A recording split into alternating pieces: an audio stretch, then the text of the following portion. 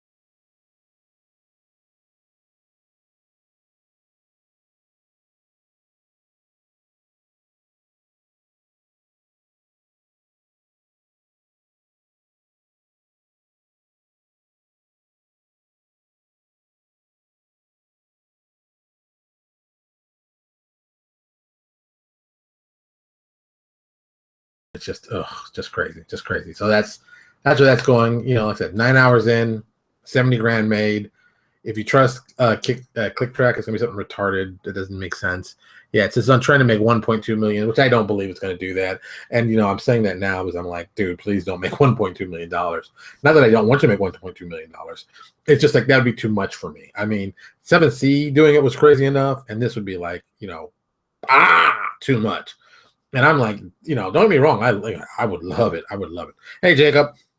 Yes, Jacob, we know it has a huge following. We knew it was going to be quick. I just didn't think it was going to be that quick. I'm not going to lie. I was like, everybody's going to be like, oh, yeah, Deadlands. Yeah, I love Deadlands. Good with stuff. Oh, there was another backer. See, just watching it tick up slowly. It's just amazing. So, yeah, you know, like I said, I knew it was going to be big. I just didn't think it was going to be this big. At least, you know, right off the bat, I thought it might be like, you know, 25,000 made the first day, and then we're going to coast to like 100,000 at the end. I didn't think it was going to be like 72,000, and we're going to coast to like 300. No, 300,000. Crazy things have happened. You know, if it does like half each day, so you know, it can make 200,000. Which, I mean, let's be honest, that's great.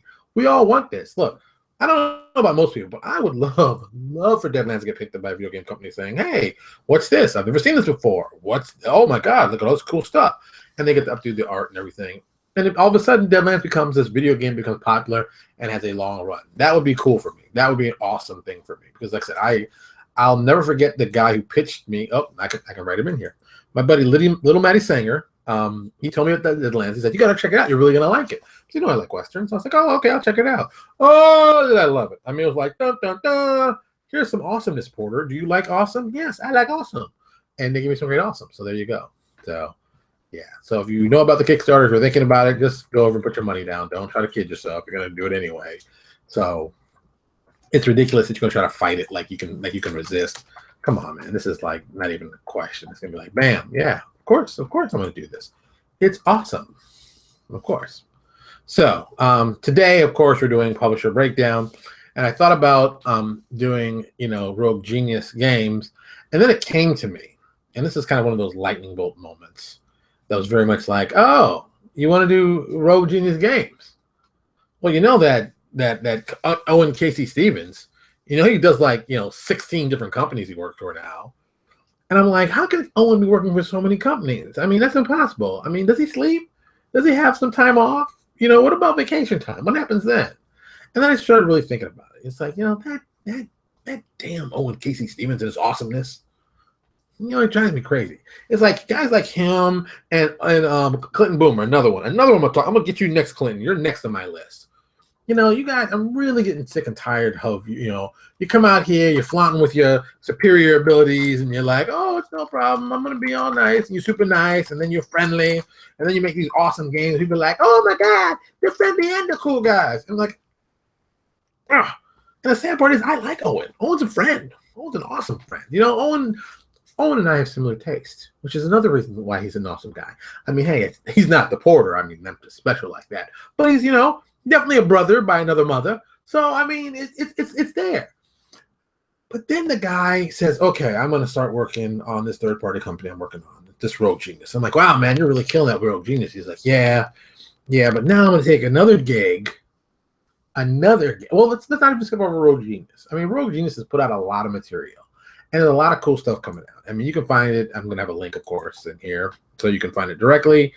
And it's like, you know, he's had a lot of material come out. He's written, he's been involved with, he's shepherded, whatever. You know, he has done the work. And the work has been good. We're not talking like substandard work.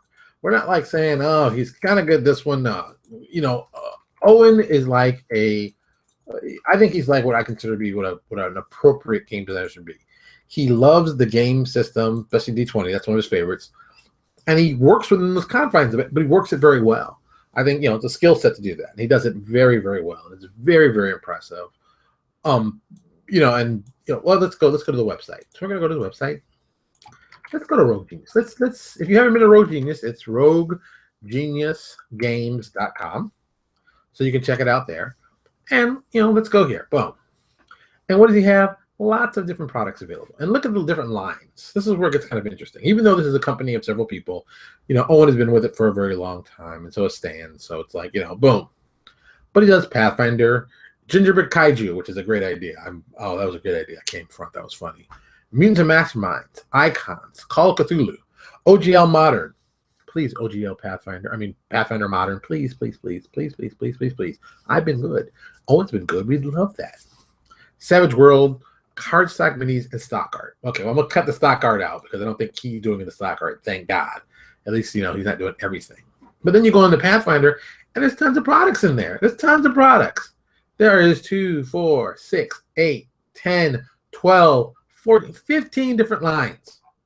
15 different lines of Pathfinder. You can buy it from the shop at PFS, the D20PFSRD.com. You can buy it by drive-through, and you can go to Paizo. You got 3 different places you can buy stuff from. You buy it from where you feel comfortable.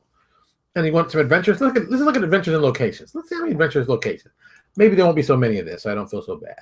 Okay, this one there's only 13 products in this list. Only 13. Only 13, really? There's some people who haven't put out like 10 in a row. You got just one of your things that's 13. All right. Not gonna get mad at them, not gonna curse them out. Let's go with campaign settings. Let's get campaigns. How many campaign settings could he have? How many could he have? And Jacob Blackman, don't try to defend him. Okay, look, he only has 1 campaign setting, so I feel pretty good now. This is Fallen Man. Okay, only 1. Then Pathfinder class options. Oh, geez, let's see how long this is going to be. And Everyman Gaming Catalog. Another one of the conspiracy of Owen Casey Stevens.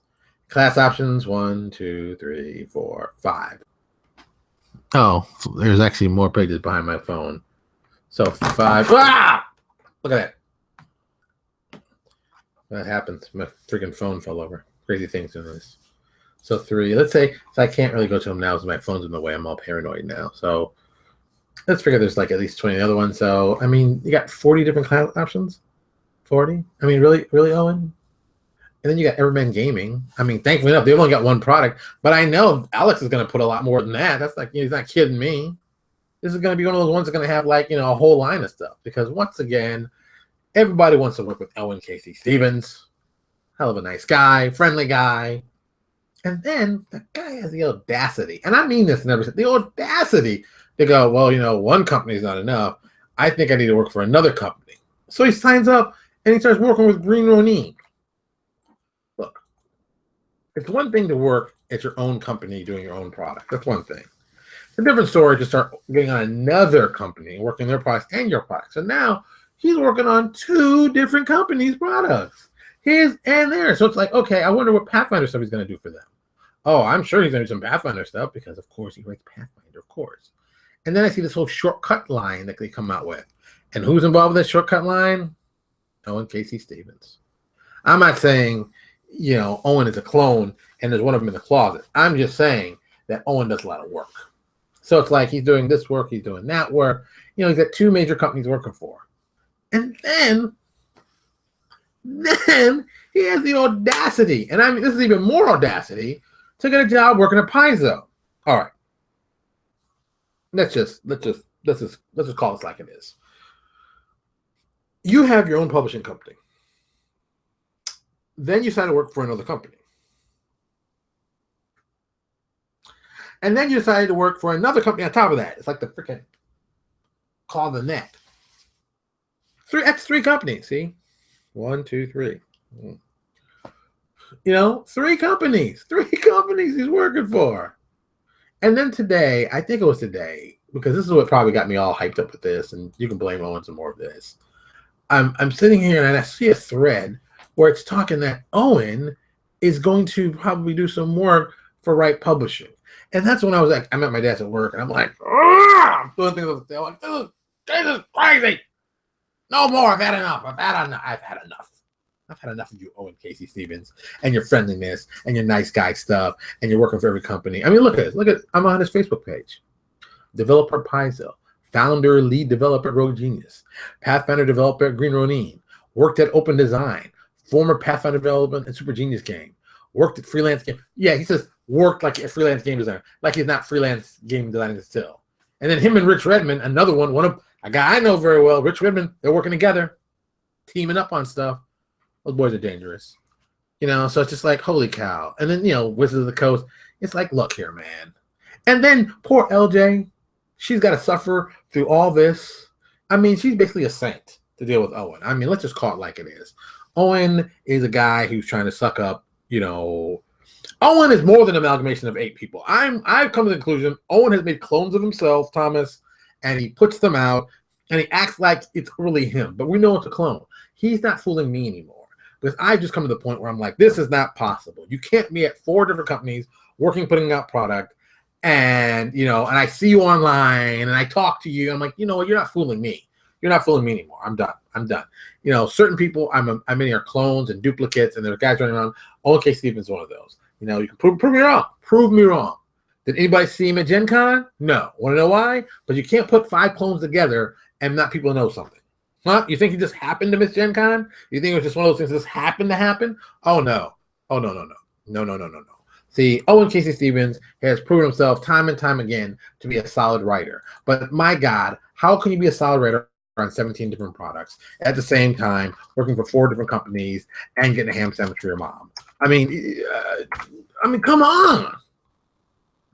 There are starving writers in Africa who'd like to get a gig. But you're writing everything, so it's just it's upsetting. It's very upsetting. So it's very stressful. Right? That Owen Casey Stevens is very stressful to me. So once again, it's I feel sorry for you new artists and writers who want to get involved in this whole thing. That Owen Casey Stevens is just sucking up the awesomeness. Maybe if you step your game up, maybe you can get to that level. Maybe. See, Eric Kinley. Look, Eric Kinley is on here. He just joined here. You ask Eric about Owen Casey Stevens, huh? You ask him. You ask him about him. Is Owen really one person? He knows he's more than one person. He knows. He's not fooling anybody. Eric might try to deny it now, but he's looking for some more work. But he knows. He knows that Owen's more than one person. The guy we see occasionally is like a prime clone, and all the rest of them are working while like we think he's talking. So you ain't fooling me no more. And then on top of that, another audacity moment. He's got his own blog, and then he writes about stuff in his blog. And you're like, damn you, Owen. Come on. Ugh. And there's pictures of him, and look, it looks like one Owen, but this is like clone number 3, and maybe clone number 2. I can't tell them apart now, but I'm gonna figure it out. That's what I'm saying. Owen gave me his first gig, continues to inspire me. Jacob Blackman, don't try to say nice things about Owen. I remember Owen when he was super nice. Now he's only like super duper nice. That guy, he's always been polite. His work's been on time. I don't see him complain about anything, which tells me, he must be a clone. I just can't. I cannot. See? So if you're wondering, all the positive things about Owen Casey Stevens. All right. Since Owen does have a business and he's technically a third-party publisher, Owen is really, I guess, would be qualified as a second-party publisher because we work with that many like top-tier guys and have a third-party publisher. You're now like a second-tier publisher. Let's say you're a second-party publisher, Owen. That's what you are. So Owen has, it seems to write what he wants to write, which I think is always a good choice. I think he does creatively what he wants to do on his own personal project for his company. I just think Owen understands the development of games. And he's done a very good job at it. He's very, very strong at it. So anybody knows, good design, or even wants to be serious about doing just basic publishing. I just think he's the guy to follow. Hey, John, Owen is so rich from his OGS sales. He's bought also some clones. Oh, I'm willing to bet you Owen's been growing clones for years. You all think I'm joking with you. You all don't know. I'm telling you all the truth. He's drawing clones. You're going to find it later. It's going to be one of those things about, oh, Porter was right. I'm like, damn, I was right. Of course I was right. No, I was crazy. I knew what I was talking about. I know clones when I see them. Can't fool me with no clones. That's all I'm saying. So on top of that, if you're a freelancer and you really want to understand the process, I would just follow Owen's career. I think Owen has proven to many people why he is, the guy he is. And then on top of that, Owen is a nice guy. A nice guy with a good head on his shoulders who's friendly. And, I've said it before. Owen has talked me down in situations. There have been moments. Look, I'm not always the sanest person. And there's moments when I need someone to talk me down, and Owen has been, there for me. So I can't, say those bad things about that. He knows he's a good guy, man. He's a good guy. What do you want me to say? He's a good guy. Now, that being said, dun, dun, dun. Let's get to the good stuff. Let's get to the stuff that you want to wonder about. Okay, poor, you're talking all this stuff about Owen, how great he is. Da, da, da. But you're supposed to tell me, how do I go after Owen? All right. You want to go after Owen or someone like Owen. Owen is definitely an anomaly in this industry, in every sense of the word. I mean, strong publisher, strong understanding of the rules, nice guy. He's got kind of the trifecta that you don't want to mess with. So how would I, if I was going to go after Owen, what would I do? Well, first, I would do something that's a very old trick, and it works very well if, it's a mighty big if you can pull it off. And this is a combination of skill and ability. Number one, take an Owen product. Take a product that Owen has done, examine it, read it. I mean, really digest it. I mean, really get into it. Don't kind of be like, oh, yeah, I got it. Yeah, no, I mean, really absorb everything that's going on with it. So when you're done with it, like, you're an expert on this. You know as much as he does on this topic. And that's kind of a good way to start. I think that would be very helpful for yourself. And I'll tell you one specifically. And I'll tell you something I've been planning to do for a long time. Haven't got around to do it. And I'll tell it to you. Because I'm going to give you this is a good piece of information. And anybody can use this. This is 100%. Anybody can use this. It's not like a genius put this together, but you can do this too. So Owen has a product called Genius Guide to the Time Thief. I'm actually going to link it in the bottom so you actually have the direct link to it so you don't have to do a lot of searching. I'm sure you're searching right now going, oh, I got to go find it. Don't worry, it's going to be in the link in the bottom, and you're going to be like, well, I got to get to it first. You can tell me something good. Yeah. Tell me something good. Whatever. That's not what's important. What is important is this. So a long time ago, I made it kind of a personal choice from a company standpoint to go, okay, we're not going to be doing a lot of classes, because I know a lot of people do classes and they get all excited. Like, look at all the classes we made for Pathfinder.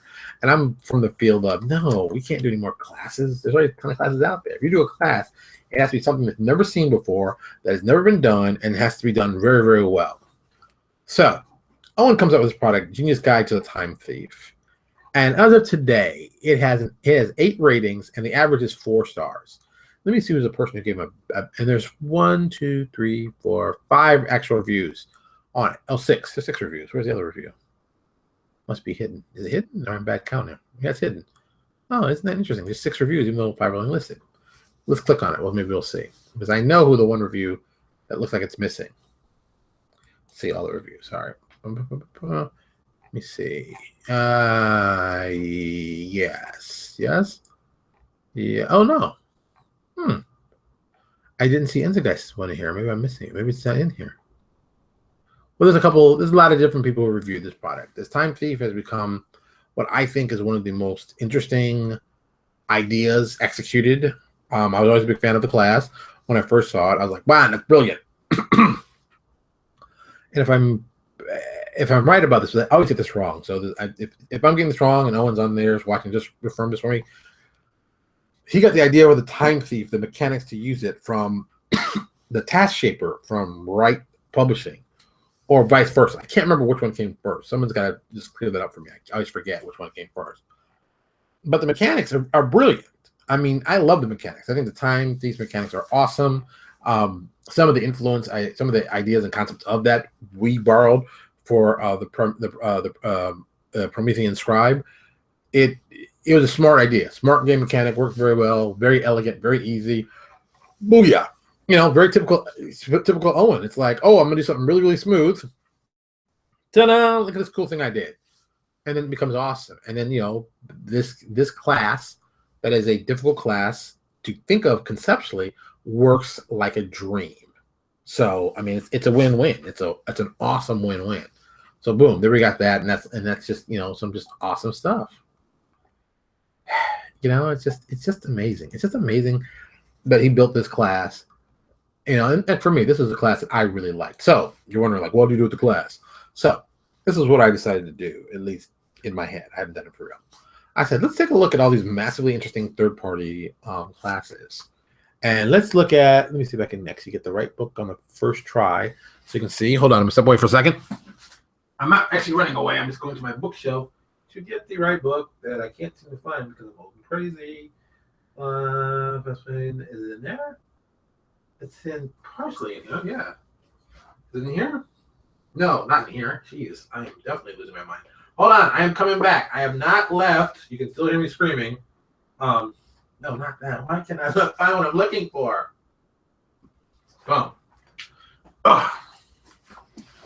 This book. Dun, dun, dun. Yes, it's reversed on Facebook. I don't know why. It looks right in YouTube. I don't understand it either. I'm not getting involved with that right now. But this book was what I consider to be a smart change of a book, especially when it came to the concept of hybrid classes. See if I turn the page. Hybrid. Oh, put up here. Hybrid classes. You can see it there. See it down there. Hybrid classes. I think hybrid classes is a great idea. And they came out and people were loving it and think it's a smart idea. Here's what I found very interesting. What I didn't find people do, which I thought was weird. Third-party guys have tons of classes, but no one built any hybrid classes. And I was like, well, why?